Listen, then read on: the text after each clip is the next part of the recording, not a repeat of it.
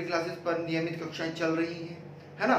तो उसी श्रृंखला में अब होगा क्या, अगला भाग बहुत इंपॉर्टेंट है, यहाँ से प्रश्न आने हैं क्योंकि संविधान आपका चल रहा है, पॉलिटी चल रहा है, ठीक है। तो संविधान में आज हम भाग 5 पढ़ेंगे, है ना। बहुत ही इंपॉर्टेंट है। भाग 5 अनुच्छेद 52 से लेकर कहां तक है, 78 तक है। और संघीय कार्यपालिका इसके अंतर्गत क्या आती है, संघीय कार्यपालिका आती है। बहुत ही इंपॉर्टेंट फैक्ट है, यहां से प्रश्न निश्चित आएगा। ये वीडियो आपके लिए बहुत महत्वपूर्ण होने वाली है, ठीक है। तो सबसे पहली बात करते हैं हम संज्ञात्मक, यानी कि संज्ञात्मक होता क्या है उसको समझिएगा। अगर हम बात करें कि संज्ञात्मक संविधान क्या होता है, तो ऐसा संविधान जिसमें 2 स्तर होते हैं। कितने 2 स्तर होते हैं, एक केंद्र स्तर और दूसरा राज्य स्तर। जिसमें केंद्र स्तर व राज्य स्तर रहता है, ऐसे संविधान को ही हम क्या कहते हैं, हम संज्ञात्मक संविधान कहते हैं। पॉइंट क्लियर है, बात समझ में आ रही है। अब यहां से एक शब्दावली और आती है कि संसदीय लोकतंत्र, क्योंकि हमारे यहां पर जो लोकतंत्र है, भारत का जो लोकतंत्र है वह कैसा लोकतंत्र है, बहुत इंपॉर्टेंट है, संघात्मक, है ना, लोकतंत्र है या फिर संसदीय लोकतंत्र है। पॉइंट क्लियर है, बात समझ में आ रही है। तो भारत का जो लोकतंत्र है वह कैसा है, संसदीय लोकतंत्र है। कैसा है, संसदीय लोकतंत्र है। अगर अब हम बात करें, बिल्कुल ध्यान से समझिएगा, यहां से फैक्ट पूछा जाएगा कि ये कितने प्रकार के होते हैं, तो 2 प्रकार के लोकतंत्र होते हैं। कैसे, एक होता है अध्यक्षात्मक अध्यक्षीय लोकतंत्र और दूसरा होता है संसदीय लोकतंत्र। क्लियर है पॉइंट, बात समझ में आ रही है। अगर हम अब बात करें, बिल्कुल ध्यान समझिएगा, अगर हम बात करें कि यूएसए यानी कि संयुक्त राज्य अमेरिका, यूनाइटेड ऑफ स्टेट, है ना, America, United state of America में किस प्रकार का लोकतंत्र है, तो अध्यक्षात्मक लोकतंत्र है या अध्यक्षीय लोकतंत्र है। पॉइंट क्लियर है, बात समझ में आ रही है। अब होता क्या है, बिल्कुल ध्यान से समझिएगा, यानी कि बिल्कुल ध्यान से समझना है, यानी कि जो सर्वोच्च सत्ता होती है, सर्वोच्च सत्ता वो किसमें निहित होती है, वास्तव में जो सर्वोच्च सत्ता होता है वह कौन होता है, वह राष्ट्रपति होता है। यानी कि सर्वोच्च जो शक्ति होगी वह किसके पास में होगी, राष्ट्रपति के पास में होगी। अब दूसरा फैक्ट समझिएगा, यहीं से आपसे प्रश्न पूछा जाएगा कि अध्यक्षात्मक लोकतंत्र में या अध्यक्षीय लोकतंत्र में जो सर्वोच्च शक्ति होती है वह किसके पास होती है, तो सर्वोच्च शक्ति वास्तव में राष्ट्रपति के पास में होती है। आपसे प्रश्न घुमाकर यह भी पूछा जा सकता है कि वास्तविक शक्ति किसके पास होती है, तो वास्तविक शक्ति राष्ट्रपति के पास में होती है। क्यों, क्योंकि यहां पर जो राष्ट्रपति का चुनाव होता है वह प्रत्यक्ष रूप से होता है, यानी कि जनता जो चुनाव करती है वह प्रत्यक्ष रूप से राष्ट्रपति का चुनाव करती है। ये तो था आपका अध्यक्षात्मक क्या, लोकतंत्र।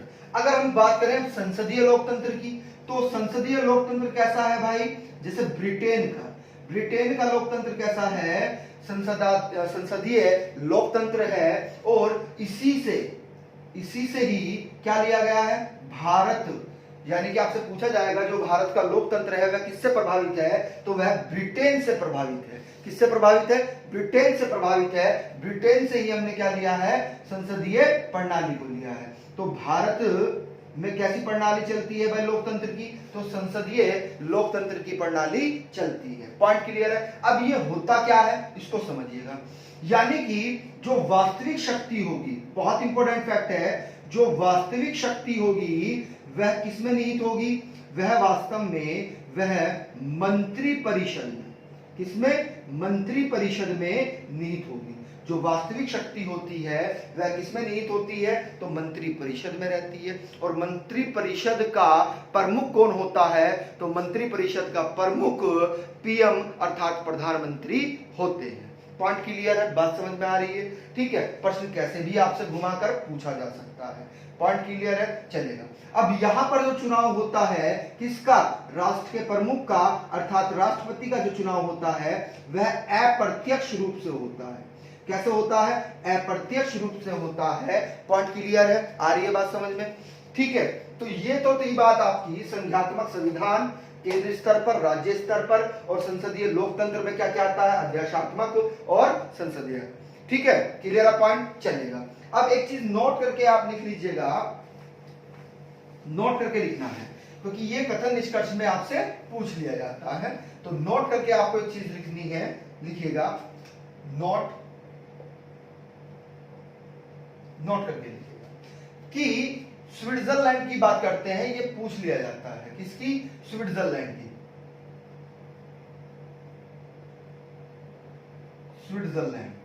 स्विट्जरलैंड में वास्तव में होता क्या है, 7 सदस्य, यानी कि 7 सदस्य क्या होते हैं, परिषद में होते हैं। क्या होते हैं, 7 सदस्य परिषद में होते हैं। किस परिषद में होते हैं, तो यहां पर आप लिख लीजिएगा संघीय परिषद में होते हैं। किसमें, संघीय परिषद में होते हैं। वास्तव में यहां पर जो संघ लिया गया है वह यूनियन की अगर हम बात करें तो यहां पर यह फेडरल से प्रभावित है, फेडरल शब्द का प्रयोग किया जाता है। क्लियर है पॉइंट, आ रही है बात समझ में? हमारे यहाँ पर यूनियन शब्द का प्रयोग किया गया है, फेडरल शब्द का प्रयोग नहीं किया गया है ना? अब होता क्या है, वास्तव में जो परिषद होती है, जो संघीय परिषद है, परिषद के सदस्य जो होते हैं, देखिएगा, परिषद के सदस्यों को क्या मिलता है, अध्यक्ष बनने का अवसर प्राप्त होता है। अध्यक्ष बनने का क्या होता है, अवसर प्राप्त होता है। यानी कि जो 7 सदस्य है संघीय परिषद है स्विट्जरलैंड की, वहां पर जो सदस्य होते हैं संघीय परिषद के, उन्हें ही क्या बनाया जाता है, उन्हें ही अवसर दिया जाता है अध्यक्ष बनाने का, है ना? क्लियर है पॉइंट, आ रही है बात समझ में? तो ये फैक्ट भी कभी कभी पूछ लिया जाता है एग्जाम में, आइएगा आगे चलते हैं। अब देखिएगा, बिल्कुल ध्यान से समझिएगा, अगर हम बात करें कि भाग 5 में अध्याय 1 की बात करें तो अध्याय 1 में क्या है भाई, कार्यपालिका है। क्या, सीधा सीधा प्रश्न पूछा जाएगा आपसे कि भाग 5 एक अध्याय में, भाग 5 के अध्याय 1 में क्या है, तो किसके बारे में वर्णित है, वास्तव में वह कार्यपालिका के बारे में वर्णित है। और वास्तव में कार्यपालिका में राष्ट्रपति व उपराष्ट्रपति, राष्ट्रपति व उपराष्ट्रपति क्या है, निहित है। क्लियर है पॉइंट, निहित है। अब आपसे पूछा जाएगा कि राष्ट्रपति का अनुच्छेद कहां से स्टार्ट होता है, तो 52 से लेकर 62 तक जो अनुच्छेद है वह राष्ट्रपति के संदर्भ में है, जबकि 63 से लेकर कहां तक, 78 तक जो है वह किससे निहित है, वह उपराष्ट्रपति से निहित है। क्लियर है पॉइंट, आइएगा अब हेडिंग बना लीजिएगा अनुच्छेद 52, हेडिंग बनाइएगा अनुच्छेद 52। तो अनुच्छेद 52 क्या कहता है, अनुच्छेद 52 ये कहता है कि भारत का एक राष्ट्रपति होगा। पॉइंट क्लियर है, भारत का एक राष्ट्रपति होगा। यह प्रश्न बहुत बार पूछा गया है, ठीक है? तो अनुच्छेद 52 में क्या कहा गया है कि भारत का एक राष्ट्रपति होगा, और जो राष्ट्रपति होता है वास्तव में वह क्या होता है भाई, बिल्कुल ध्यान से समझिएगा, वह भारतीय संघ का अध्यक्ष होता है। जितने भी कार्य होंगे भारत के संदर्भ में, वहां पर हस्ताक्षर किसके होंगे, तो राष्ट्रपति जी के हस्ताक्षर होंगे। कोई भी भारत सरकार कोई भी योजना बनाती है, कोई भी कार्य करती है, या अंतर्राष्ट्रीय मुद्दे होते हैं, तो उन पर किसके हस्ताक्षर होते हैं, राष्ट्रपति जी के हस्ताक्षर होते हैं। क्लियर है पॉइंट? अब इसी में ही आपको लिखना है कि देश का प्रथम नागरिक, देश का प्रथम नागरिक कौन होता है, तो देश का प्रथम नागरिक भी राष्ट्रपति जी ही होते हैं। आपसे पूछा जाएगा कि राज्य का संवैधानिक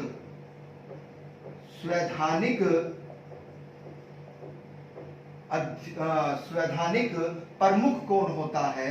तो संवैधानिक प्रमुख भी राष्ट्रपति जी होते हैं। राज्य शब्द का मतलब यहाँ पर संघ की बात कर रहे हैं, भारत सरकार की बात कर रहे हैं।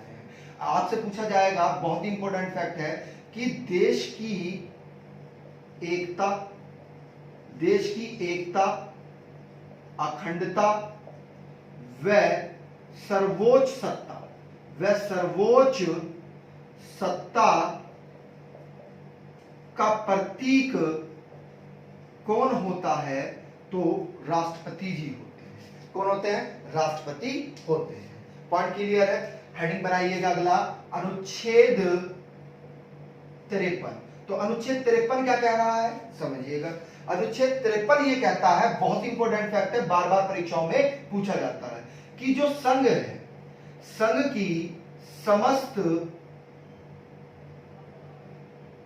कार्यपालिका शक्ति राष्ट्रपति में निहित है। किसमें निहित है? राष्ट्रपति में निहित है। और जिसका प्रयोग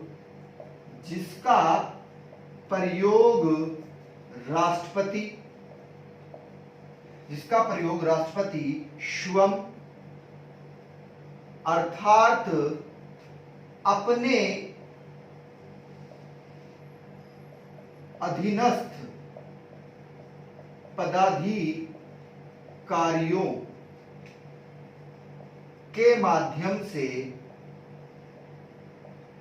करेगा। पॉइंट क्लियर है? बात समझ में आ रही है ना? पॉइंट क्लियर है? बात समझ में आ रही है? अभी हमने संसदीय आपको लोकतंत्र बताया था, तो उसमें क्या बताया था हमने कि वास्तविक शक्ति किसके पास में होती है?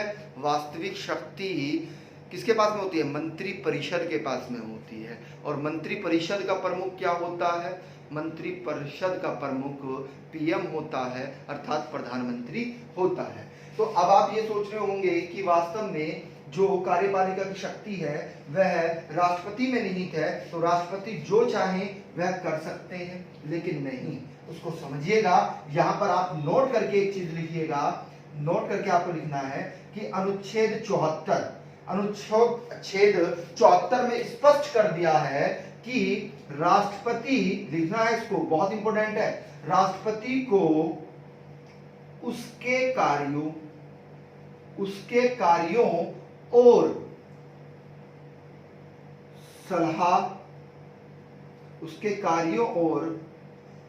सलाह के लिए एक मंत्री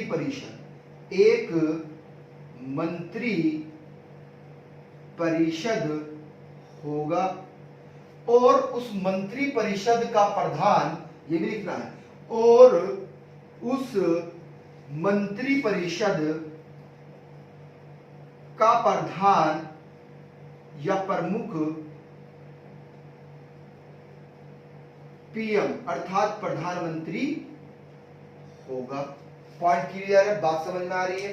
तो अब आपको पता लग गया कि वास्तव में जो आपके राष्ट्रपति हैं वो सिर्फ संवैधानिक प्रमुख हैं, अर्थात वास्तविक शक्ति उनके पास में नहीं है। वास्तविक शक्तियां किसके पास में है? अर्थात प्रधानमंत्री, अर्थात किसके? मंत्री परिषद के पास में है। क्लियर है पॉइंट? बात समझ में आ रही है ना? पॉइंट क्लियर है? यानी कि वास्तविक शक्ति किसके पास में है? प्रधानमंत्री जी के पास में है, मंत्री परिषद के पास में है। क्लियर है पॉइंट? चलेगा। अब ये फैक्ट आपका क्लियर हो गया होगा, आगे चलते हैं।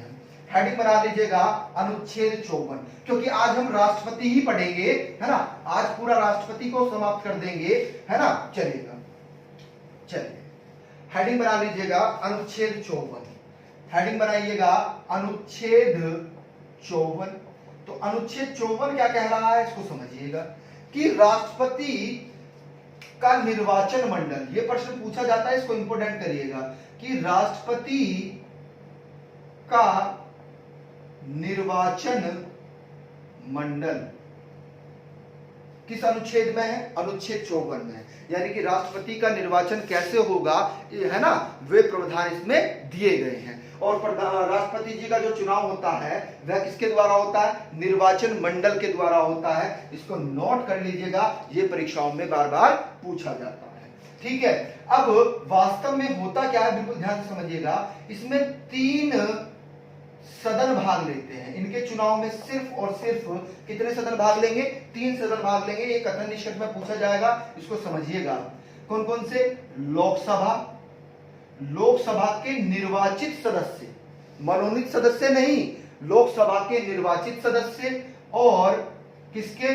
राज्यसभा के निर्वाचित सदस्य, और विधानसभा, किसके? विधानसभा के निर्वाचित सदस्य। देखिएगा, आपकी जो बिल्कुल ध्यान समझिएगा, जो सदन है ना, सदन के 2 भाग हैं, एक तो लोकसभा और एक राज्यसभा। अगर हम कहें कि विधानमंडल के कितने भाग हैं, तो विधानमंडल के भी 2 भाग होते हैं।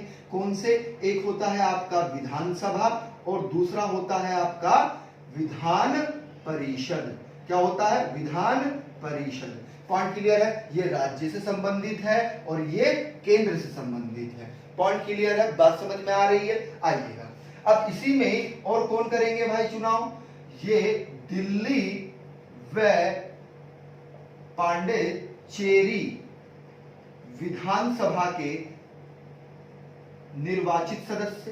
पॉइंट क्लियर है? बात समझ में आ रही है? यह प्रावधान किस संशोधन के द्वारा किया गया? तो यह भी लिख लीजिएगा, 70वें संविधान संशोधन द्वारा यह किया गया था। कब हुआ था ये 70वां? ये वास्तव में 1992 में हुआ था। क्लियर है पॉइंट? क्योंकि ये केंद्र शासित प्रदेश है ना, तो ये 2 ही केंद्र शासित प्रदेश ऐसे हैं जो राष्ट्रपति के चुनाव में भाग लेते हैं। पॉइंट क्लियर है? बात समझ में आ रही है? ठीक है, चलिएगा। अब एक चीज और समझिएगा, अब जो भाग नहीं लेंगे, है ना, जो राष्ट्रपति जी के चुनाव में भाग नहीं लेते हैं, उनको भी आप लिख लीजिएगा।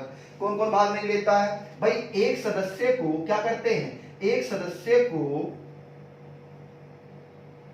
मनोनीत करते हैं। कौन करते हैं मनोनीत? राष्ट्रपति जी करते हैं। कहां पर? विधानसभा में। कहां पर? विधानसभा में। तो वो भाग नहीं लेगा राष्ट्रपति जी के चुनाव में, क्योंकि उनके प्रसाद पर्यंत ही तो वह अपना पद ले रहा है ना, तो इसलिए वह भाग नहीं लेंगे।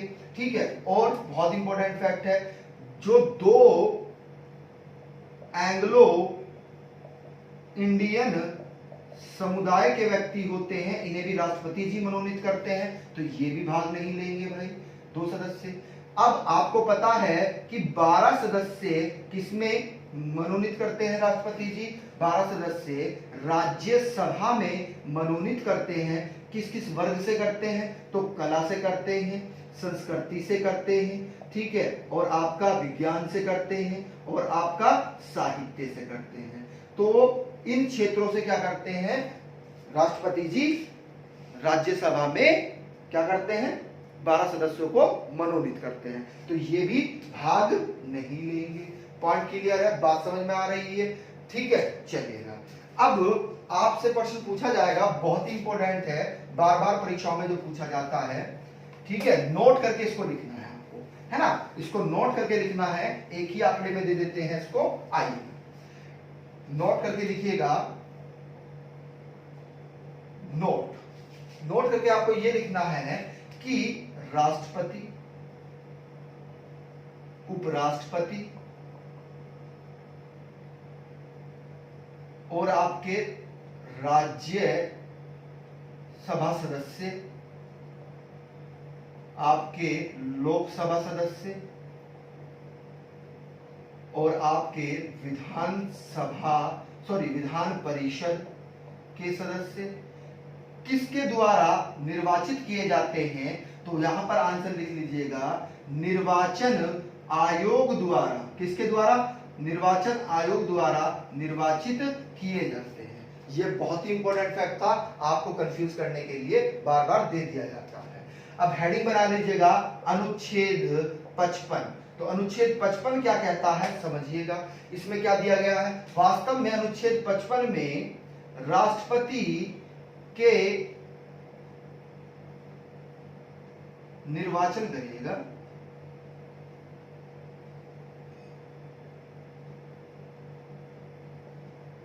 की रीति है।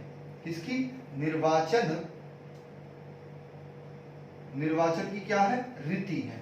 ये प्रश्न पूछा जाता है, बहुत ही इंपॉर्टेंट है भाई। अब आपसे प्रश्न ये बनेगा कि वास्तव में जो राष्ट्रपति जी का चुनाव होता है तो वह प्रत्यक्ष रूप में होता है कि अप्रत्यक्ष रूप में होता है? तो आप लिखिएगा कि अप्रत्यक्ष रूप में होता है। अभी आपने पढ़ा है ना कैसे होता है? अप्रत्यक्ष रूप में होता है, अर्थात अप्रत्यक्ष, ये शब्दावली भी दे सकता है, अप्रत्यक्ष निर्वाचन प्रणाली के माध्यम से होता है। अप्रत्यक्ष निर्वाचन प्रणाली के माध्यम से होता है, क्योंकि आपने देखा कि जो निर्वाचित सदस्य हैं 3 सदन के, कौन कौन से भाई? एक तो आपके राज्यसभा, एक आपका लोकसभा, एक आपका विधान सभा, और उसमें भी निर्वाचित सदस्य, और 2 आपके कौन से? एक पौंडाचेरी और एक दिल्ली केंद्र शासित प्रदेश के विधानसभा के निर्वाचित सदस्य ही क्या लेते हैं? भाग लेते हैं। किसके चुनाव में? राष्ट्रपति जी के चुनाव में। पॉइंट क्लियर है? चलिएगा, तो अप्रत्यक्ष रूप से होता है क्योंकि आप उनका चुनाव करते हैं और वो राष्ट्रपति जी का चुनाव करते हैं। क्लियर है पॉइंट? चलिएगा, आइएगा आगे चलते हैं। इसी में आप लिखिएगा 55वां, बहुत इंपॉर्टेंट है, यहां से प्रश्न बनता है आपसे। अगला फैक्ट ये लिखिएगा कि राष्ट्रपति व उपराष्ट्रपति, राष्ट्रपति व उपराष्ट्रपति निर्वाचन अधिनियम 1995 के तहत क्या है? ये प्रश्न पूछा जाएगा। हम बोल रहे हैं कि राष्ट्रपति के निर्वाचन की अन्य बातें किस अधिनियम में हैं? तो वास्तव में राष्ट्रपति के निर्वाचन की अन्य बातें राष्ट्रपति व उपराष्ट्रपति निर्वाचन अधिनियम 1952 के तहत है। Clear point? इसी में ही आप लिखिएगा। अगला फैक्ट इसमें लिखना है आपको कि इनका जो चुनाव होता है वह कैसे होता है, तो उसको समझिएगा। अनुपातिक, बहुत इंपॉर्टेंट है, बहुत ज्यादा इंपॉर्टेंट, बार बार परीक्षाओं में पूछा जाएगा। अनुपातिक प्रतिनिधित्व प्रणाली व एकल संक्रमणीय मत प्रणाली के माध्यम से किया जाता है। पॉइंट क्लियर है? अब आप समझिएगा, है ना, इसका होता क्या है कि अनुपातिक प्रतिनिधित्व प्रणाली क्या है? अनुपातिक प्रतिनिधित्व प्रणाली, ठीक है, हेडिंग बना लीजिएगा, अनुपातिक प्रतिनिधित्व प्रणाली। तो इसमें क्या होता है? इसमें देखिएगा, लिखिएगा ऐसे कि एक माध्यम से एक कोटा, इसको अंडरलाइन करिएगा, एक कोटा निश्चित कर दिया जाता है, कर दिया जाता है, ठीक है, कि कितना मत प्राप्त होने पर प्रत्याशी को जीता हुआ मान लिया जाएगा, है ना। तो ये क्या है? वास्तव में एक निश्चित कोटा बना दिया जाता है ना, कि इस कोटे पर आने पर, है ना, उस कोटे पर आने पर क्या हुआ? वह प्रत्याशी अगर वो कोटा प्राप्त कर लेता है तो उसकी जीत घोषित कर दी जाती है। अब एकल संक्रमणीय पद्धति को समझिएगा कि एकल संक्रमणीय पद्धति क्या है, इस पर हम विचार करते हैं। आइएगा, हेडिंग बना लीजिएगा, एकल संक्रमणीय मत प्रणाली। यहां से प्रश्न पूछा जाता है। सपोज दैट आपके पास में कितने प्रत्याशी हैं? 4 प्रत्याशी हैं, ए, बी, सी और D. Clear a point? A, B, C और डी, ये क्या है? आपके पास में 4 प्रत्याशी हैं और आपके पास में वोटर हैं कै। कौन सा? कै वोटर है। अब क्या वोटर में क्या करेगा यानी कि वह इन सबको वोट देगा, लेकिन क्रम अनुसार।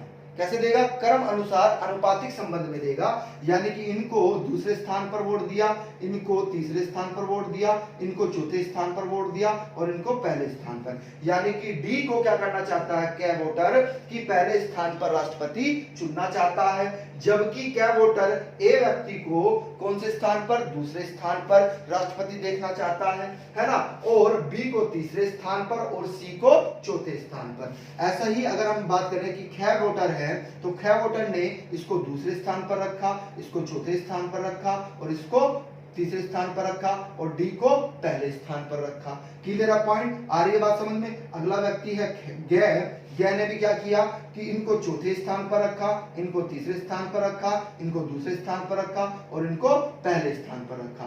तो जिनको पहले स्थान पर रख रहा है ना, तो वही क्या हो जाएगा? वास्तव में वही विजय हो जाएगा। यानी कि जिसको पहले स्थान पर रखा जा रहा है, एक अनुपात बना दिया गया, सॉरी एक संक्रमण पद्धति बना दिया है। तो यानी कि कहने का तात्पर्य समझिएगा कि एक ही वोटर चारों को वोट देगा, अर्थात जितने भी प्रत्याशी हैं जो चुनाव लड़ रहे हैं राष्ट्रपति जी का, तो सबको वोट करेगा, लेकिन कैसे? संक्रमणीय मत से। क्लियर है पॉइंट? आ रही है बात समझ में? चलिएगा आगे आइएगा। अब ये निश्चित कोटा आया था, आपने अभी लिखा था अनुपातिक प्रतिनिधित्व प्रणाली में एक शब्द आया था कि क्या? निश्चित कोटा।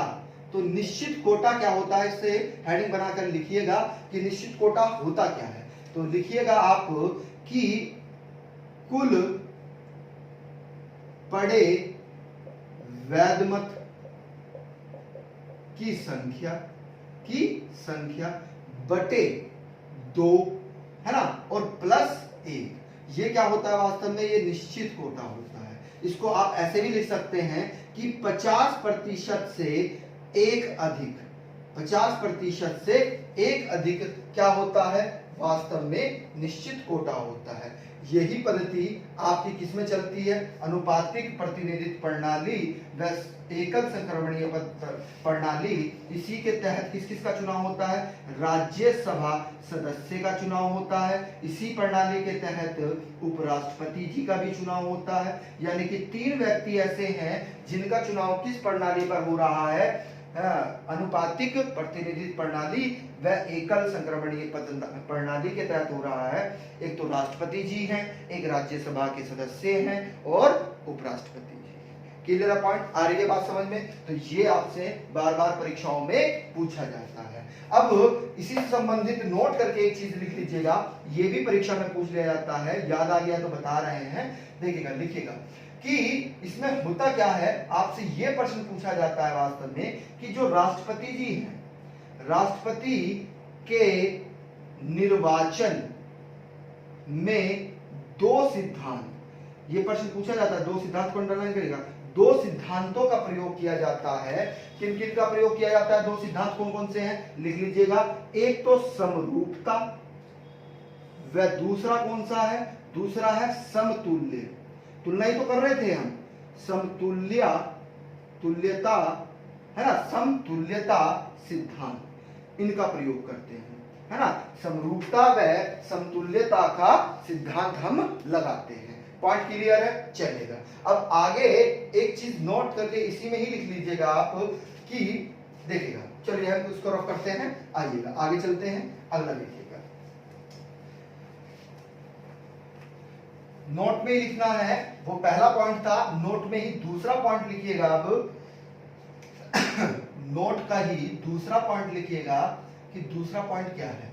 दूसरा पॉइंट ये है कि बिल्कुल ध्यान से समझना है कि किसी, क्योंकि हमने बताया कि राज्यसभा के सदस्य और इसके उपराष्ट्रपति का भी चुनाव इससे ही होता है, तो ऐसे करके लिखिएगा, किसी राज्य की विधान सभा, क्योंकि विधानसभा के सदस्य भी तो भाग लेते हैं राष्ट्रपति जी के चुनाव में, के एक सदस्य का मत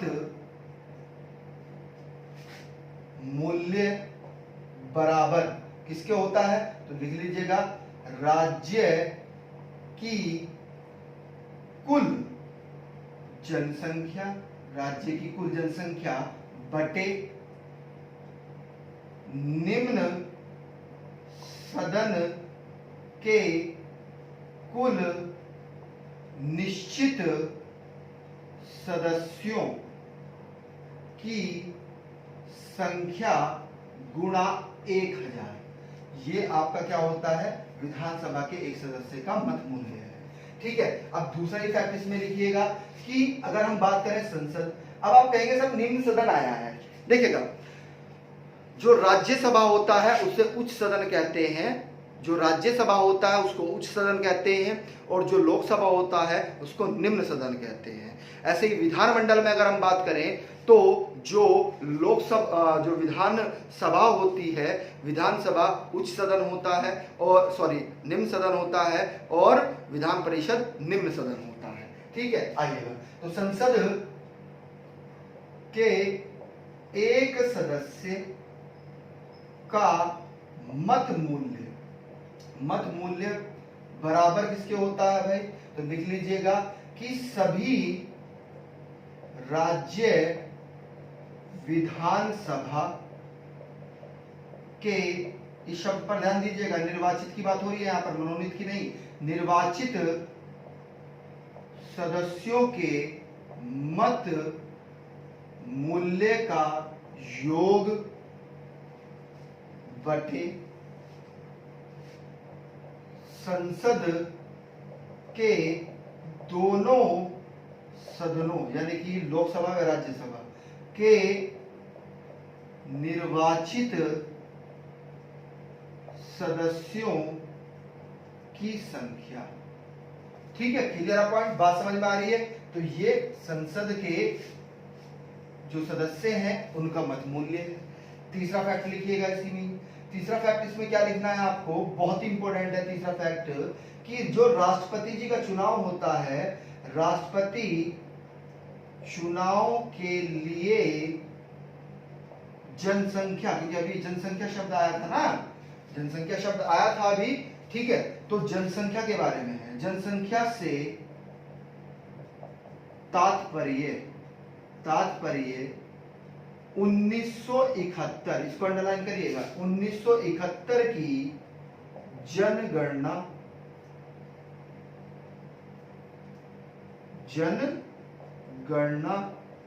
ठीक है, द्वारा अभिनिश्चित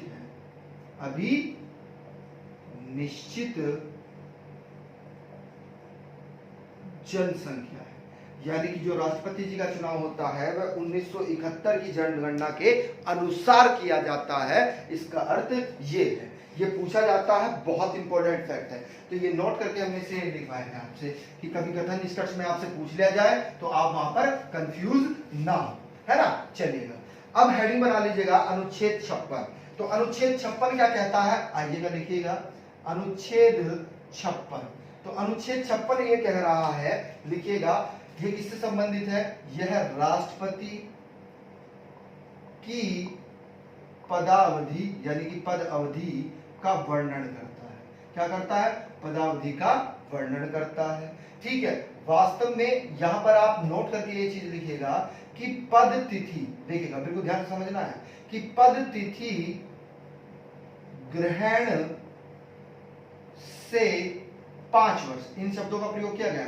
पद तिथि ग्रहण करने से 5 वर्ष के कार्यकाल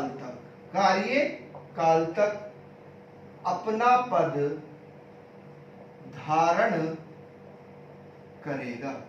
यानी कि जिस दिन राष्ट्रपति जी ने पद ग्रहण किया है ना, जिस दिन राष्ट्रपति जी ने क्या किया है, पद को ग्रहण किया है, तो कब तक, उससे आगे 5 वर्षों तक वह राष्ट्रपति के पद पर बने रहेंगे।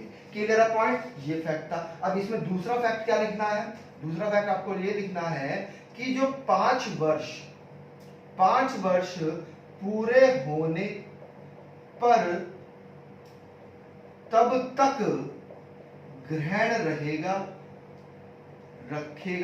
यानी कि 5 वर्ष अगर पूरे हो गए तो तब तक ग्रहण रखेगा। ठीक है, और जब तक, इसको अंडरलाइन करिएगा, जब तक नया राष्ट्रपति निर्वाचन होकर अपना पद ग्रहण नहीं कर लेता। ठीक है, यानी कि अगर उनके 5 वर्ष भी पूरे हो गए हैं तो तब तक भी वे पद पर बने रहेंगे। समझिएगा इस चीज को, क्योंकि ज्यादा समय तक राष्ट्रपति जी का पद आप रिक्त नहीं रख सकते, क्योंकि जो भी महत्वपूर्ण कार्य होते हैं उन पर किनके हस्ताक्षर होते हैं? राष्ट्रपति जी के हस्ताक्षर होते हैं। तो ज्यादा समय तक आप राष्ट्रपति के पद को रिक्त नहीं कर सकते, खाली नहीं रख सकते। तो जब तक नया राष्ट्रपति निर्वाचित होकर अपना पद ग्रहण नहीं कर लेता है तब तक वह अपने पद पर बने रहेंगे, है ना। इसलिए में लिखिएगा आप अगला फैक्ट कि राष्ट्रपति का पद उस समय रिक्त अर्थात खाली समझा जाता है, उस समय रिक्त समझा जाता है जब कौन सा? अगला अर्थात नया राष्ट्रपति पद ग्रहण करता है। क्लियर है पॉइंट?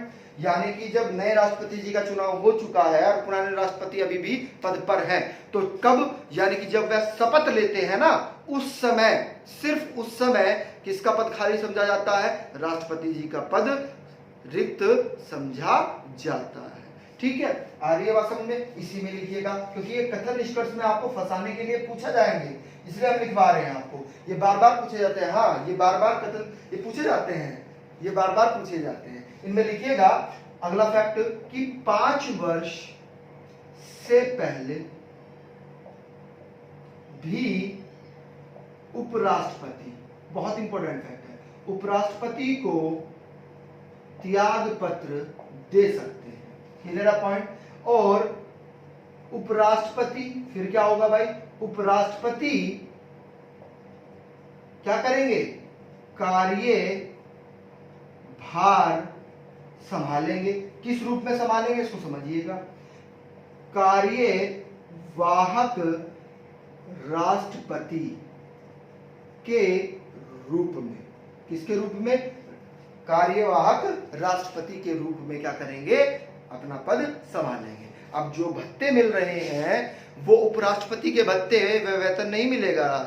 किनको? उपराष्ट्रपति जी को, क्योंकि अब वो कार्यवाहक राष्ट्रपति बन गए हैं। अब उनके भत्ते और पेंशन जो है, पेंशन बोल रहे हैं, वेतन जो है वह राष्ट्रपति के पद अनुसार ही उनको मिलेगा। क्लियर है पॉइंट? आ रही है बात समझ में? चलिएगा, इसको रफ कर देते हैं। तो ये सारे प्रावधान अनुच्छेद 56 के तहत थे, है ना, इससे संबंधित थे। आइएगा, हेडिंग बना लीजिएगा अनुच्छेद। चलिए एक चीज आप नोट करके और लिख लें। चलो, कुछ बच्चों के दिमाग में ये चीजें आ रही हैं, है ना, तो ये नोट करके आप लिख लीजिएगा। चलिएगा, बिल्कुल ध्यान समझिएगा, नोट करके लिखना है। अब होता क्या है, यदि राष्ट्रपति जी की मृत्यु हो गई या राष्ट्रपति जी ने क्या कर दिया? त्याग पत्र दे दिया अपना।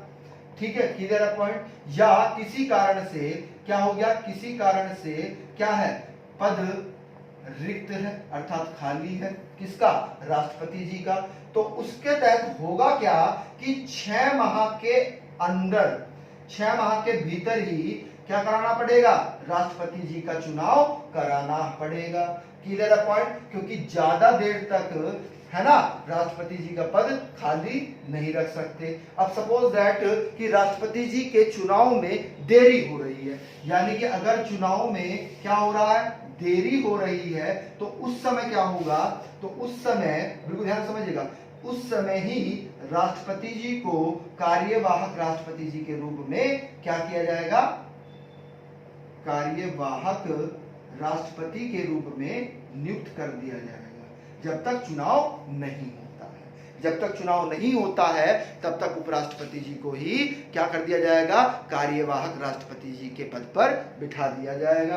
अब अगर सपोज दैट कि उपराष्ट्रपति जी की भी मृत्यु हो जाती है या ये भी अपना त्याग पत्र दे देते हैं, बिल्कुल ध्यान से समझना है, त्याग पत्र दे देते हैं, तो तब क्या कंडीशन होगी भाई? या पद रिक्त खाली है, यानी कि राष्ट्रपति जी का तो पद खाली है ही, अब उपराष्ट्रपति जी का भी पद खाली है, तो उस समय में राष्ट्रपति कौन बनेगा? तो उस समय में राष्ट्रपति जो मुख्य न्यायाधीश होंगे, कौन होंगे? मुख्य न्यायाधीश, वह क्या बनेंगे? वह राष्ट्रपति बनेंगे। अब मुख्य राष्ट्रपति जी का भी पद खाली है ना, बात को समझिएगा, तीनों पद खाली है, राष्ट्रपति जी का भी पद खाली है, उपराष्ट्रपति जी का भी पद खाली है और मुख्य न्यायाधीश जी का भी पद खाली है। तो उस समय में क्या होगा कि जो वरिष्ठ, बिल्कुल इंपॉर्टेंट फैक्ट है, जो वरिष्ठ उच्चतम न्यायालय यानी कि सुप्रीम कोर्ट है ना, ये भी सुप्रीम कोर्ट के ही है और ये भी उच्चतम न्यायालय, वरिष्ठ उच्चतम न्यायालय न्यायाधीश राष्ट्रपति के पद पर बैठेंगे। पॉइंट क्लियर है? क्योंकि राष्ट्रपति जी का पद काफी देर तक हम खाली नहीं रख सकते। पॉइंट क्लियर है? यानी कि जो सबसे वरिष्ठ होंगे, बुजुर्ग होंगे, उनको राष्ट्रपति बना दिया जाएगा। क्लियर है पॉइंट? चलेगा, आइएगा अब इसी में ही एक चीज और लिखिएगा कि संसद के किसी भी सदन में, है ना, इसको आप नोट करके लिख लीजिएगा, संसद के किसी भी सदन में राष्ट्रपति जी के प्रति महाभियोग प्रक्रिया दी जा सकती है। किसी भी सदन को बोल रहे हैं हम, किसी भी सदन के सदस्यों के द्वारा, किसी भी सदन के, या तो वो लोकसभा का हो चाहे वह राज्यसभा का सदस्य हो, वह राष्ट्रपति जी के ऊपर महाभियोग प्रक्रिया कर सकता है। इसको नोट करके आप लिख लीजिएगा, ठीक है। अगला हेडिंग बनाइएगा अनुच्छेद 57। अनुच्छेद 57 क्या कह रहा है, इसको समझिएगा। इसमें क्या दिया गया है? इसमें यह बताया गया है, यदि कोई व्यक्ति राष्ट्रपति पद पर पुनः निर्वाचन यानी कि दोबारा चुनाव लड़ना चाहता है के लिए योग्य है। पॉइंट क्लियर है? बहुत इंपॉर्टेंट फैक्ट है, बात को समझिएगा। वास्तव में हमारे यहाँ पर राष्ट्रपति सिर्फ एक ही बार बनते हैं, एक ही कार्यकाल करते हैं। यूएसए में 2 बार प्रावधान है कि सिर्फ आप 2 बार क्या बन सकते हैं? राष्ट्रपति बनते हैं। क्योंकि बराक ओबामा भी क्या बने थे? 2 बार ही बने थे। उसके बाद उन्होंने अपनी जो वाइफ थी, है ना, उनको चुनाव लड़वाया था। क्लियर अपन? क्योंकि वो तीसरी बार नहीं लड़ सकते थे। लेकिन यहाँ पर ऐसा नहीं है, आप चुनाव लड़ सकते हैं, दोबारा भी चुनाव लड़ सकते हैं, क्योंकि ये अनुच्छेद क्या देता है? ये अधिकार देता है कि कोई व्यक्ति राष्ट्रपति पद पर पुनः निर्वाचन कर सकता है, यानी कि चुनाव लड़ सकता है, उसके लिए योग्य है। लेकिन ये प्रावधान नहीं किया गया है, अब समझिएगा बिल्कुल ध्यान से, इन शब्दों का प्रयोग किया गया है। फंसाया कैसे जाएगा आपको कि कितनी बार बन सकता है, उसका उल्लेख नहीं है संविधान में, उसका उल्लेख संविधान में नहीं है। आपको पता है, बिल्कुल ध्यान से समझिएगा, कि 2 बार जो राष्ट्रपति बने हैं वह सिर्फ एक ही व्यक्ति हैं। कौन है भाई? डॉक्टर राजेंद्र प्रसाद जी हैं, जो सिर्फ 2 बार बने हैं। कब कब बने हैं? 1952 में बने थे और 1957 में बने थे। ठीक है, 2 बार ये राष्ट्रपति बन चुके हैं। ठीक है, और हमने अभी आपको बताया कि यूएसए में 2 बार ही बन सकते हैं, उससे ज्यादा नहीं बन सकते हैं। इसको रफ कर देते हैं, आइए। ठीक है, हेडिंग बना लीजिएगा अनुच्छेद 58।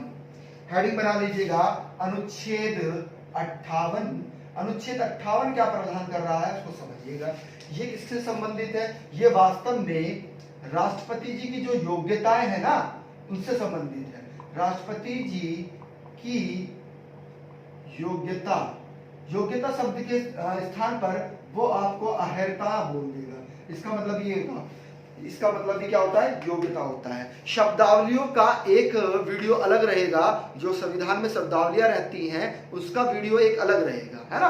वो शब्दावलियां का क्या मतलब है, वो चीजें हम आपको उस वीडियो में बता देंगे।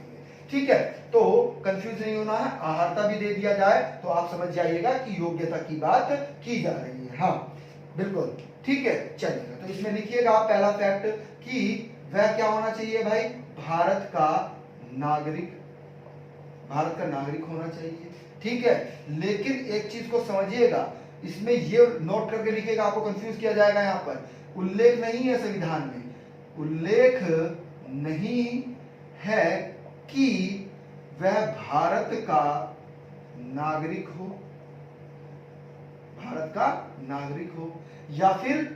या क्या हो भाई? भारत का मूल निवासी हो। क्या हो? मूल निवासी हो। पॉइंट क्लियर है? बात समझ में आ रही है? ये जरूरी नहीं है। क्लियर है पॉइंट? इसमें आप एक चीज और लिखिएगा, इसमें शब्द का प्रयोग किया गया है कि वह भारत का निवासी हो। भारत का क्या हो? वह निवासी हो। ये प्रावधान हो सकता है। क्लियर है पॉइंट? आ रही है बात समझ में? दूसरा फैक्ट लिखिएगा कि 35 वर्ष की आयु पूर्ण कर ली हो। पूर्ण, इसको समझिएगा, पूर्ण है यहाँ पर, पूर्ण शब्द का प्रयोग किया है। ठीक है? और आपको पता है हमारे यहाँ पर जो राष्ट्रपति बनते हैं कोई भी 50 वर्ष से कम का नहीं बना है, सब 50 वर्ष से ऊपर के ही क्या बने हैं? प्रधानमंत्री बने हैं, सॉरी राष्ट्रपति बने हैं। क्लियर है पॉइंट? आ रही है बात समझ में? तीसरा फैक्ट लिखिएगा, बहुत इंपॉर्टेंट है, कि उसे लोकसभा का सदस्य निर्वाचित होने की योग्यता। ठीक है? पॉइंट क्लियर है? उसे लोकसभा के सदस्य की निर्वाचित होने की योग्यता हो। बहुत इंपॉर्टेंट फैक्ट है। ठीक है? अब आप एक चीज इसमें, चलिए छोड़िए, स्किप करिए, वो ज्यादा वो नहीं है, आएगा। अनुच्छेद 59 पर चर्चा करते हैं। अनुच्छेद 59 क्या कहता है? अनुच्छेद 59 में कुछ शर्तें दी गई हैं। क्या है? कुछ शर्तें हैं, कुछ क्या है भाई? शर्तें हैं। क्या शर्तें हैं भाई? उनको समझिएगा।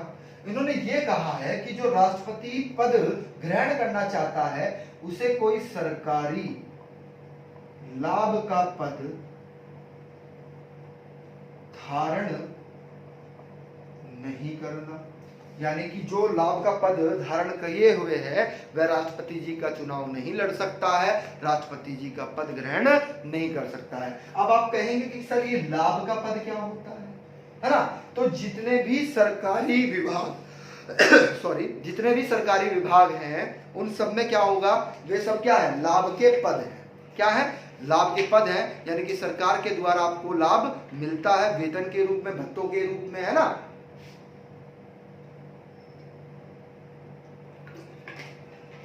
तो लाभ का पद धारण नहीं करना चाहिए। Clear point? बात समझ में आ रही है? बहुत ही इंपोर्टेंट फैक्ट है, बहुत ज्यादा इंपोर्टेंट है। अनुच्छेद 59 लिखिएगा यहाँ पर। अनुच्छेद 59 के तहत है। किसके तहत है? अनुच्छेद 59 के तहत है। अब लाभ के पद जो नहीं है उनको लिख लीजिएगा। जो लाभ के पद नहीं है उनको आप एक बार लिख लीजिएगा। जो राष्ट्रपति जी का पद है वह लाभ का पद नहीं है। जो उपराष्ट्रपति जी का पद है, उपराष्ट्रपति का जो पद है वह लाभ का पद नहीं है। संसद, दोनों सदन की बात कर रहे हैं हम, चाहे लोकसभा हो चाहे राज्यसभा हो, इनके जो सदस्य हैं वह भी लाभ का पद नहीं है।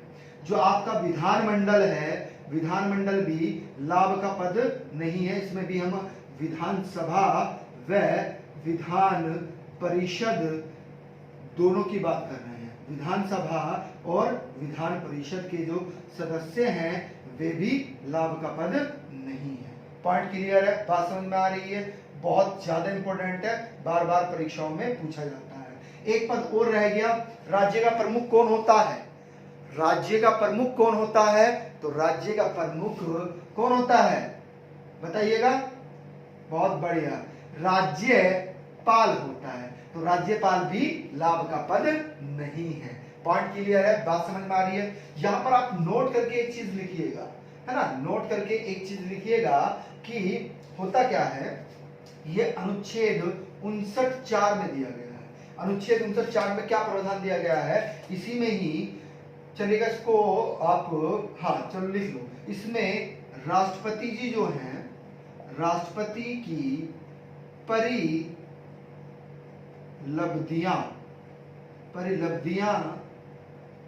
व भत्ते। पॉइंट क्लियर है? बात समझ में आ रही है? बहुत ही इंपॉर्टेंट फैक्ट है, बार बार परीक्षाओं में ये पूछा जाता है कि राष्ट्रपति की परिलब्धियां व भत्ते किस अनुच्छेद में है? तो 59(4) में है। डीपली पूछेगा तो 59(4) है, वैसे 59 ही दे देता है। ठीक है? अब इसमें क्या क्या प्रावधान है इसको समझिएगा। ये हुआ कैसे? तो इसमें राष्ट्रपति का वेतन व भत्ता व पेंशन संशोधन अधिनियम 2008 के तहत हुआ। पॉइंट क्लियर है? ये संशोधन कब आया भाई? ये संशोधन के तहत ही क्या किया गया?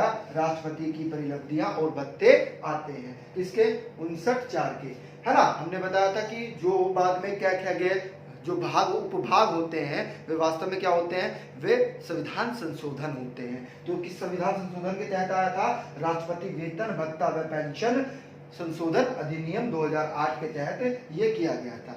अब बिल्कुल ध्यान से समझिएगा कि होता क्या है इसमें। आप नोट करके एक चीज और लिखिएगा इसमें, है ना, इसी में लिख लीजिएगा आप। अगर हम बात करें किसकी भाई, वेतन किसके माध्यम से दिया जाता है? ये प्रश्न बहुत इंपॉर्टेंट है कि राष्ट्रपति जी का जो वेतन होता है वह किसके माध्यम से दिया जाता है, किस कोष से दिया जाता है? तो वह वास्तव में भारत, बहुत इंपॉर्टेंट फैक्ट है, भारत की संचित निधि द्वारा दिया जाता है।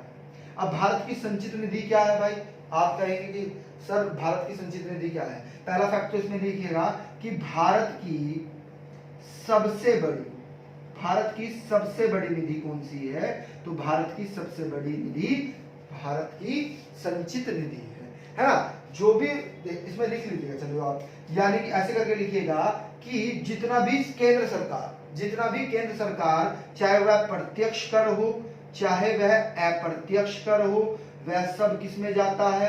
वह सब भारत की संचित निधि में जाता है। या कोई सरकार क्या करती है? समय समय पर उधार लेती है। तो सरकार क्या कर रही है? जब सरकार ब्याज बाजार से क्या लेता है? उधार लेता है। क्या लेता है? उधार लेता है।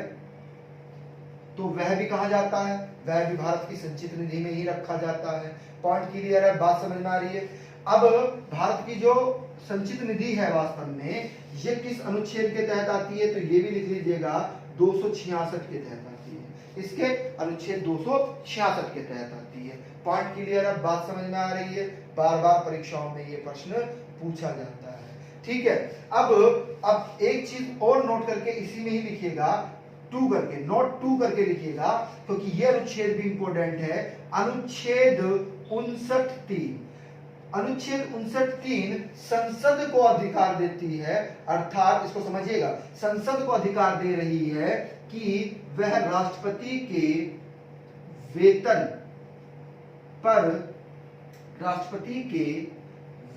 पर विधि बना सकती है, कानून बना सकती है। ये संसद को अधिकार है, यानी कि संसद के द्वारा ही क्या किया जाता है? वास्तव में वेतन किया प्रावधान किया जाता है। ये प्रश्न भी बार बार परीक्षाओं में पूछा जाता है। चलिएगा, अनुच्छेद 59 में ही अभी लिखना है आपको, है ना। अनुच्छेद 59 में ही अभी आपको लिखना है।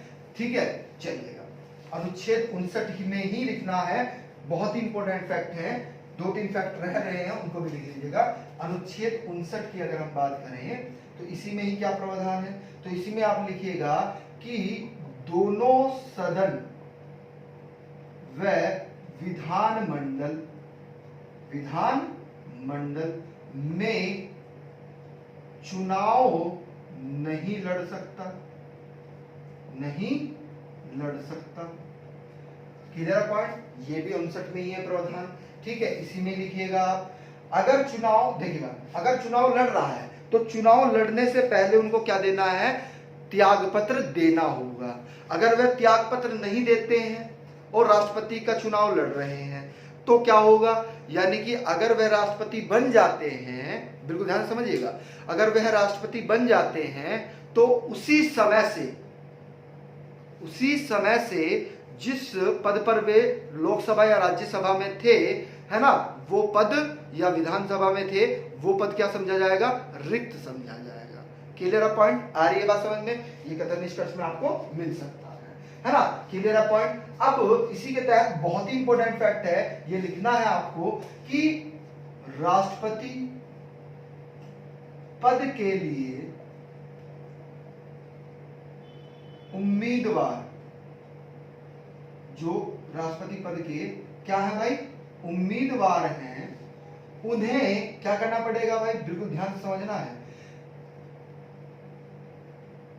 ऐसे करके लिखिएगा, 50 नाम क्या होने चाहिए, मतदाता द्वारा अनुमोदित होना चाहिए। यानी कि 50 व्यक्ति उनका नाम क्या करेंगे, उनके नाम का अनुमोदन करेंगे, और प्लस साथ में 50 मतदाता, 50 मतदाता क्या करेंगे, बहुत इंपॉर्टेंट है, बहुत ज्यादा इंपॉर्टेंट है, ये प्रश्न पूछा जाता है। 50 मतदाता द्वारा क्या होगा, उनके नाम का समर्थित रहेंगे, कि हम इनका समर्थन कर रहे हैं। कम से कम 50 व्यक्ति मतदाता ऐसे होने चाहिए जो राष्ट्रपति जी के पद के लिए जो उम्मीदवार हैं उनका क्या करें, समर्थन करें, कि भैया हम इनको चुनाव लड़ाना चाहते हैं राष्ट्रपति जी का, और 50 मतदाता उनके पास में हैं, और 50 मतदाता क्या करते हैं, उनके नाम का अनुमोदन करते हैं, तभी वे क्या कर सकते हैं, चुनाव लड़ सकते हैं। ठीक है, इसी बहुत इंपॉर्टेंट फैक्ट था, ये बार बार परीक्षाओं में पूछा जाता है, बार बार परीक्षाओं में पूछा जाता है। ठीक है, अब यहां पर और कंफ्यूजन करने के लिए एग्जामिनर क्या बोलेगा आपको, कि ये जो समर्थित वाला मैटर है 50 व्यक्तियों वाला, कि 50 जो मतदाता है वो समर्थित रहेंगे, समर्थन करेंगे उनका, तो वह किस सभा से होने चाहिए, किस सदन से होने चाहिए, तो वास्तव में वह लोकसभा व राज्यसभा के सदस्य होने चाहिए। किसके सदस्य होने चाहिए, लोकसभा व राज्यसभा के सदस्य होने चाहिए। क्लियर पॉइंट, बहुत इंपॉर्टेंट फैक्ट है, ये बार बार परीक्षाओं में पूछा जाता है। क्लियर पॉइंट, आ रही है बात समझ में। अब होगा क्या, एक चीज समझिएगा, अगला फैक्ट ही समझिएगा इसमें, अनुच्छेद 59 में ही, कि जब राष्ट्रपति जी चुनाव लड़ रहे हैं तो उन्हें भी जमानत राशि जमा करनी पड़ेगी, जमानत राशि जमा करनी पड़ेगी। कितनी भाई, 50,000 रुपए।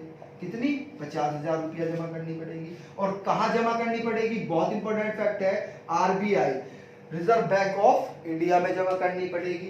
यदि वे हार जाते हैं तो उनको पैसा नहीं मिलेगा। अब कंडीशन क्या है हारने की, इसको समझिएगा, यानी कि बिल्कुल ध्यान समझिएगा कि कुल प्राप्त वैध मतों का 1/4 मत, 1/4 मत प्राप्त नहीं होता है तो उनकी जमानत क्या हो जाएगी, जब्त हो जाएगी। उनकी जमानत क्या हो जाएगी, जब्त हो जाएगी। पॉइंट क्लियर है। वर्तमान में 5 लाख रुपए सैलरी है किनकी, राष्ट्रपति जी की। क्लियर है पॉइंट, आइएगा हेडिंग बना लीजिएगा अनुच्छेद 59, हेडिंग बना लीजिएगा अनुच्छेद 60 हेडिंग बना लीजिएगा अनुच्छेद 60। तो अनुच्छेद 60 में क्या प्रावधान है, तो वास्तव में अनुच्छेद 60 में राष्ट्रपति का शपथ ज्ञान लिखिएगा, शपथ ज्ञान, या इसे प्रतिज्ञान भी बोलते हैं, प्रतिज्ञान, यानी कि शपथ लेने से संबंधित है। राष्ट्रपति जी के क्या लेने से संबंधित है, शपथ लेने से संबंधित है। अनुच्छेद 60 इंपोर्टेंट है, पूछा जाता है। अब आपसे प्रश्न यहां पर घुमाकर क्या पूछा जाएगा, आप देखिएगा, जितने भी, इसे नोट करके आप लिख लीजिएगा, हम बोल रहे हैं, जितने भी क्या है, जितने भी भारत के प्रमुख पदाधिकारी हैं उनका शपथ का प्रावधान अनुसूची 3 में है। किसमें है, अनुसूची, यानी कि भारत के जितने भी प्रमुख पदाधिकारी हैं उनका सबका शपथ ज्ञान के बारे में पदाधिकारी है, उनका प्रावधान किसमें है, अनुसूची 3 में है। जबकि राष्ट्रपति जी की शपथ का प्रावधान किस अनुच्छेद के तहत है, अनुच्छेद 60 के तहत। बहुत इंपॉर्टेंट फैक्ट है, बार बार परीक्षाओं में पूछा जाता है। क्लियर है पॉइंट, बहुत ही ज्यादा इंपॉर्टेंट है। क्लियर है पॉइंट, चलिएगा। अब ये किसके द्वारा लेते हैं भाई, तो भारत का जो मुख्य न्यायाधीश होता है उसके माध्यम से क्या करते हैं, ये अपनी शपथ लेते हैं। पॉइंट क्लियर है कि लिख लीजिएगा, समक्ष क्या करते हैं, अपनी शपथ व जो भी उनकी गोपनीयता होती है, गोपनीयता की शपथ लेते हैं। पॉइंट क्लियर है, आ रही है बात समझ में, क्लियर है, मुख्य न्यायाधीश के सामने लेते हैं। ठीक है, चलिएगा। अब अगला फैक्ट लिखिएगा अनुच्छेद 61। अनुच्छेद 61 बहुत इंपॉर्टेंट है, बार बार परीक्षाओं में पूछा जाता है। ठीक है, क्या हेडिंग बनाइएगा, अनुच्छेद 61। तो अनुच्छेद 61 क्या कहता है समझिएगा।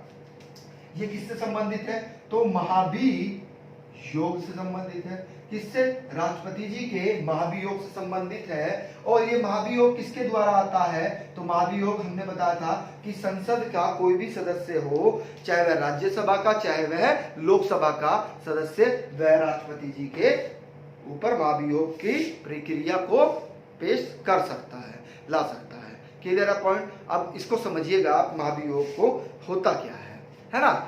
देखिएगा, जब राष्ट्रपति जी क्या करते हैं कि देश के संविधान के प्रति या कानून के प्रति क्या पाए जाते हैं, दोषी पाए जाते हैं, तो उनके ऊपर क्या हो जाता है, महाभियोग प्रक्रिया चलाई जाती है ना। क्लियर है पॉइंट। यानी कि अपने उन्होंने कोई देशद्रोही कार्य कर दिया है ना, तो वो तब क्या होगा, तब उनके ऊपर महाभियोग चलाया जाएगा। ये महाभियोग प्रक्रिया, एक बार प्रश्न ये भी बन जाता है कि ये कैसी प्रक्रिया है, तो ये एक अर्ध न्यायिक प्रक्रिया है। Clear point. कैसी है, क्यों है अर्ध न्यायिक प्रक्रिया, क्योंकि यार पहले ही क्या होता है कि 14 दिन पहले राष्ट्रपति जी को सूचित कर दिया जाता है कि हम आप पर महाभियोग प्रक्रिया चला रहे हैं। 14 दिन पहले ही क्या कर दिया जाता है, राष्ट्रपति जी को सूचित कर दिया जाता है कि हम आपके ऊपर महाभियोग प्रक्रिया चला रहे हैं। ये इसलिए क्या है, अर्धन्यायिक प्रक्रिया है। अब होगा क्या, बिल्कुल ध्यान समझिएगा कि सदन का 1/4, बिल्कुल ध्यान समझिएगा, 1/4 सदस्यों के हस्ताक्षर पर महाभियोग चलाया जा सकता है। बहुत ही इंपॉर्टेंट है। जब अब प्रश्न देखिएगा, बिल्कुल ध्यान समझिएगा, ये प्रश्न ऐसे पूछा जाएगा कि लोकसभा के कितने सदस्यों का हस्ताक्षर होना आवश्यक है, तो लोकसभा के 1/4 सदस्यों के हस्ताक्षर होने महाभियोग प्रक्रिया में जो प्रावधान दिया गया है उसमें जरूरी है। अब आपसे पूछा जाएगा, बहुत इंपॉर्टेंट है, कि समस्त, दोनों में अंतर है, देखिएगा समझिएगा। ये हमने बात किसकी करी है, हमने लोकसभा की बात की। अब अगर आपसे पूछा जाएगा कि समस्त सदस्यों के कम से कम कितना, 2/3, इसको अंडरलाइन करिएगा, 2/3 बहुमत पारित होने पर अगले सदन में जाएगा। तो ये किसके तहत है, ये वास्तव में राज्यसभा के तहत है। किसके तहत है, राज्यसभा के तहत है। पॉइंट क्लियर है, बात समझ में आ रही है। ये लोकसभा के तहत और ये राज्यसभा के तहत प्रावधान है। क्लियर है पॉइंट। चलेगा, हेडिंग बना लीजिएगा अनुच्छेद 62। हेडिंग बना लीजिएगा अनुच्छेद 62। तो अनुच्छेद 62 क्या कह रहा है उसको समझिएगा, है ना। आइएगा, अनुच्छेद 62 क्या कहता है समझिएगा बिल्कुल ध्यान से, कि राष्ट्रपति का 5 वर्ष कार्यकाल समाप्त होने से पहले चुनाव करा लिया जाएगा। यानी कि नए राष्ट्रपति जी का चुनाव करा लिया जाएगा। लेकिन समझिएगा, बिल्कुल ध्यान समझिएगा, बाद में सुप्रीम कोर्ट ने क्या कहा, बिल्कुल ध्यान समझिएगा, सुप्रीम कोर्ट ने ये कहा कि समाप्त होने के बाद, यानी कि कार्यकाल समाप्त होने से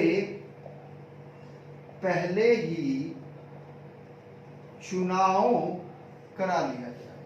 यहां पर समाप्त होने के बाद है, लेकिन सुप्रीम कोर्ट ने बाद में क्या कहा कि कार्यकाल समाप्त होने से पहले ही राष्ट्रपति जी का चुनाव करा लिया जाएगा। ठीक है, तो वीडियो ज्यादा लंबी हो जाएगी। हम राष्ट्रपति जी के कार्य अगली वीडियो में पढ़ेंगे। राष्ट्रपति के कार्य जो है हम कब पढ़ेंगे, नेक्स्ट वीडियो में पढ़ेंगे। ठीक है, क्लियर है पॉइंट। अगर आपको वीडियो अच्छी लगी हो तो इसको लाइक करिएगा और कमेंट करके हमें बताइएगा कि आपको वीडियो कैसी लगी। ठीक है, और जो नए व्यूवर्स हैं जिन्होंने हमारे चैनल को सब्सक्राइब नहीं किया है वो हमारे चैनल को सब्सक्राइब कर ले और बेल आइकन ऑन कर ले। ठीक है, और शेयर करना ना भूलिएगा। Thank you.